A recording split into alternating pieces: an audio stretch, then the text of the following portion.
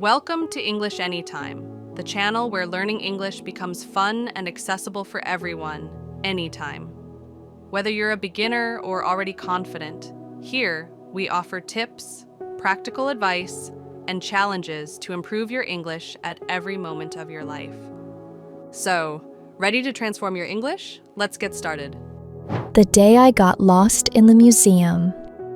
Hello, and welcome to this English learning video. Today, I'll take you through a real conversation experience using a technique called speech mirroring. What is speech mirroring? It's a method where you repeat what you hear, sentence by sentence, matching the speaker's rhythm, voice, and emotion. It's like being a mirror, a reflection of native English speech. By practicing this way, you'll speak more fluently, understand better, and sound more natural. Now, here's a new story told by Lisa, a young woman who got lost during a museum visit. The story is called The Day I Got Lost in the Museum. Are you ready? Let's begin. And don't forget to like and subscribe to the channel so you can receive more speech mirroring stories every week. The story begins. My name is Lisa. I'm 21 years old and I live in a small city just outside the capital. I'm a university student studying history and education, and I've always loved museums.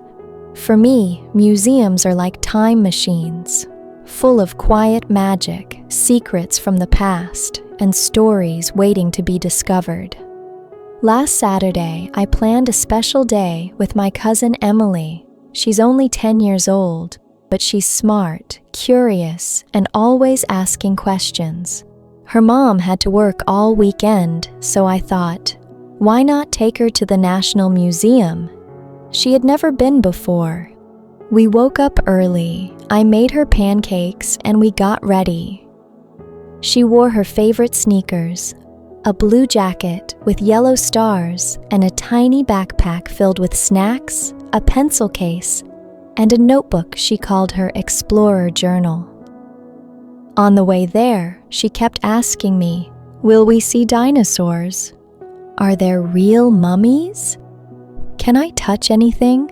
I laughed and said, "No touching, but yes, you'll see amazing things."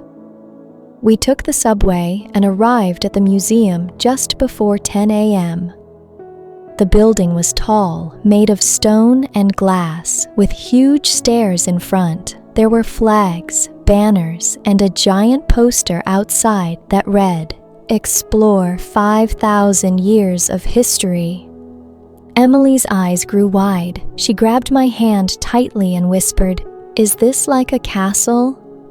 "Kind of," I said, "but instead of kings and queens, it's full of memories."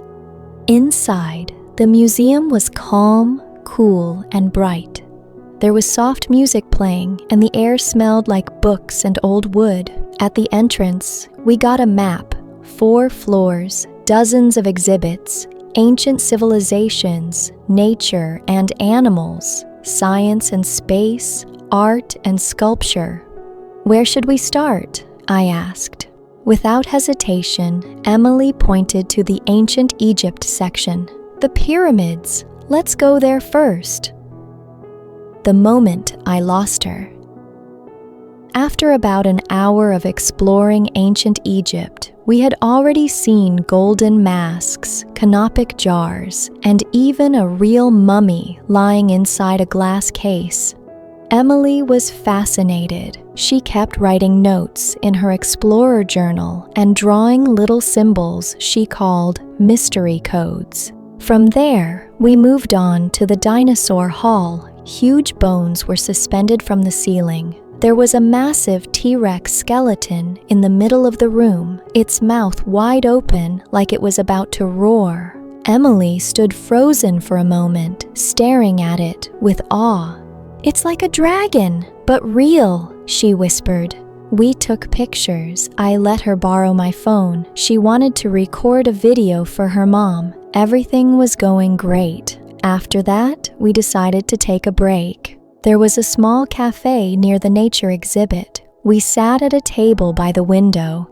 The light coming in made everything feel peaceful. I ordered 2 orange juices and some cookies. Emily was tired, but still smiling. She pulled out her notebook and began drawing the dinosaur we just saw. She gave it big eyes and a pink flower on its head. "Her name is Tina," she said. "Tina the T-Rex who loves cookies." We laughed. While she was drawing, I stood up to throw our trash away. The trash can was only a few steps from our table. I walked over, tossed the cups and wrappers, and turned around. And just like that, Emily was gone. The chair was empty. Her backpack was still there, but she wasn't. I froze. My first thought was, she's probably just hiding. "Emily," I called softly. No answer. I looked behind the pillar near our table. Nothing. I walked toward the restroom area. Still nothing. I began to feel a strange tightness in my chest. My calm was slowly slipping away. I walked faster now, calling her name louder. "Emily? Emily, where are you?" Visitors started looking at me. One woman asked, "Are you okay?" I nodded quickly, trying to smile, but inside, I wasn't okay. Searching the museum. I walked faster, almost running. My shoes were making soft noises on the museum floor, but all I could hear was my heartbeat. She was just here. She can't be far. I checked the gift shop, the one near the dinosaur exhibit. She loved shiny things.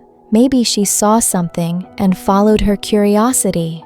But no, she wasn't there, just tourists browsing postcards and bookmarks. I looked down every hallway I passed. Each one was long and quiet, filled with statues, paintings, old coins, glass cases. But none of them had Emily. I walked up to a museum guide in a red vest. "Excuse me, I can't find my cousin. She's 10 years old, blue jacket, curly hair, about this tall." I showed her a photo on my phone. She frowned gently and said, "Let's check the second floor. Kids love the space exhibit." She radioed someone, then walked with me toward the stairs. On the way up, I kept glancing around. I looked behind every column, under every bench, even inside the small theater room that played a short film about the solar system. Nothing. My chest was tight, my fingers were shaking. So many thoughts started rushing through my mind. What if she's outside? What if someone took her? I shook my head. Don't think like that. The second floor was full of children, laughing, pointing at the stars, touching buttons on interactive screens. There were models of the planets hanging from the ceiling. A fake astronaut suit stood near a rocket replica. I walked past a group of kids listening to a guide. No sign of her. I stood near the center of the room, turned in a slow circle, and whispered to myself, "Emily, where did you go?" I pulled out my phone again. I had already called her twice. No answer. I opened our chat and typed quickly, "Emily, where are you? I'm scared. Please text me or call me." I waited. Nothing.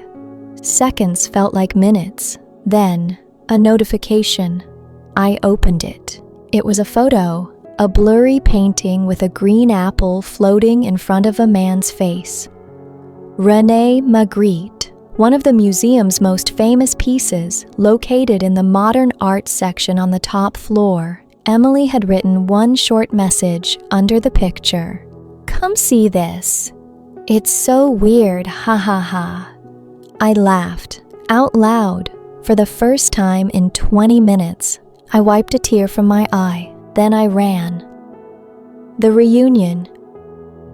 I took the stairs 2 by 2. My heart was still beating fast, but this time it was hope, not fear. I reached the top floor, past the tall white columns, and entered the modern art gallery. The room was bright and quiet. Abstract shapes, colorful patterns, strange sculptures, floating clocks, a canvas filled with only blue, and there, right in the middle of the room, she was, Emily, sitting cross-legged on the floor, her tiny backpack next to her, looking up at the painting with the green apple, the one she had sent me. I walked straight toward her. I wanted to yell. I wanted to cry. But when I opened my mouth, I just said, "Emily." She turned, smiled, and said, "Oh, hey, did you get my picture?" I let out a deep breath, half a laugh, half a sigh. "You scared me," I said, kneeling beside her. "I looked everywhere. I thought something happened to you." She looked surprised. "I'm sorry. I didn't mean to make you worry. I just followed the signs to the art floor. Then I saw this painting and I wanted you to see it too." I looked at the painting. A man in a suit, his face covered by a floating apple. It was surreal, strange, almost funny. "You're right," I said. "It is weird." She grinned and handed me her explorer journal. On one page, she had drawn the painting, and beside it, she wrote, "Today I discovered strange art and worried my cousin a little." We both laughed. Going home.